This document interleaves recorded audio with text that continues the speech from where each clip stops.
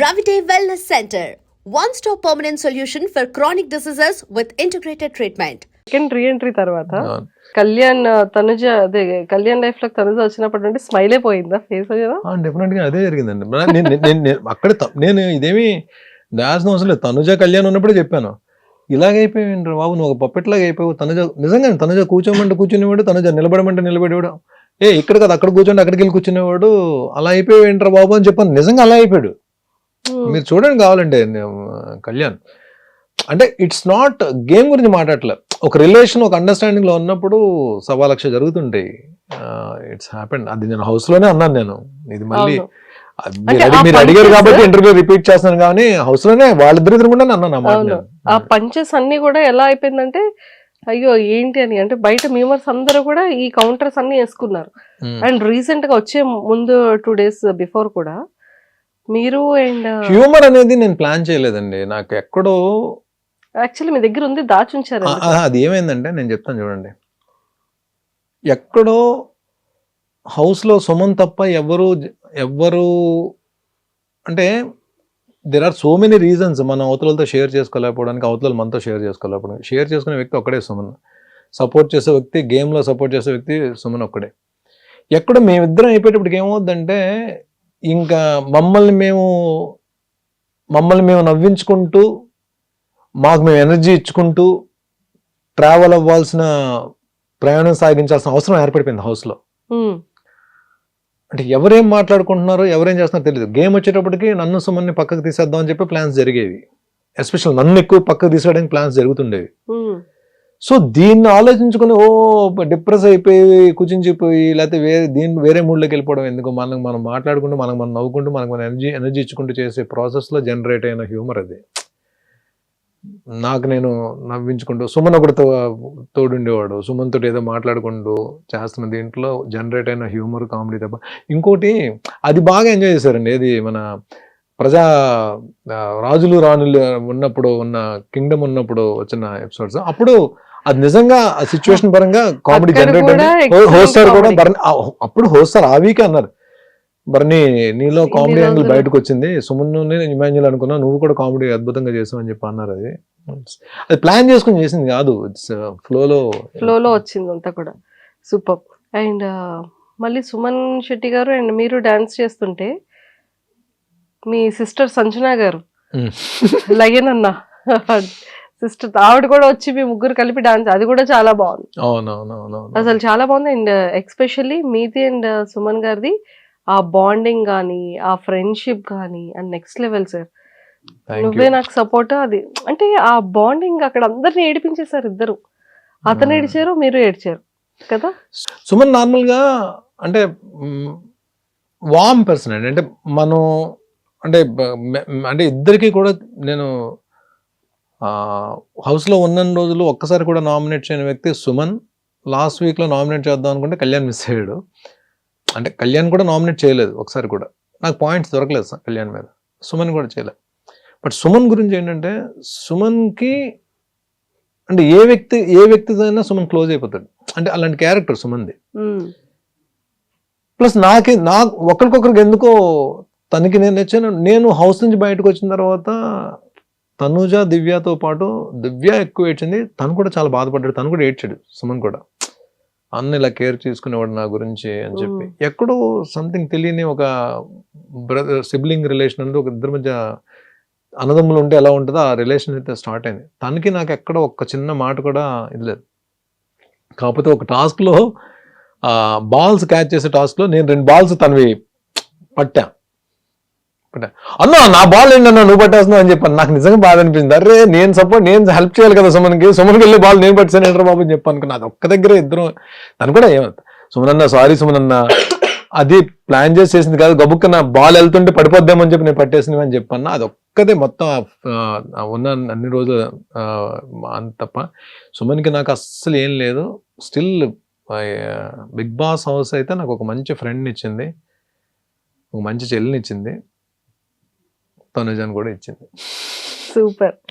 And Tanuja గారిది మీది కూడా బాండింగ్ కానీ ఆ రిలేషన్ కూడా చాలా క్యూట్ గా భలే అనిపించేది. తన కోసం ప్రోటీన్ ఇది ఇవ్వడం కానీ, తన కోసం మీరు టాస్క్లు ఇవ్వడం కానీ, ఇమ్యూనిటీ ఇవ్వడం కానీ, అండ్ ఆ సపోర్టింగ్ సిస్టమ్ కానీ, ఇమాన్యుయల్ ఏమైనా అంటే నాన్న చూడండి నాన్న ఎలా అంటున్నాడు అని తను అడగడం కానీ, ఇదంతా అంటే మీ టోటల్ ఓవరాల్ జర్నీలో అంటే అరే ఒక డాటర్ అండ్ ఫాదర్ రిలేషన్ ఇలా ఉంటే బాగుంటుంది కదా అన్న ఫీల్ అందరి డాటర్స్ ఇప్పుడు తను ఏమైందంటే, ఇప్పుడు ఒక స్టేజ్కి వచ్చిన తర్వాత బిగ్ బాస్ హౌస్ లో ఒక స్టేజ్కి వచ్చిన తర్వాత తనుజాకి నాకు పడిపోతే ఇంక అప్పుడు ఫాదర్ డాటర్ కాదు కదండి, ఇద్దరు కంటెస్టెంట్స్ కదా.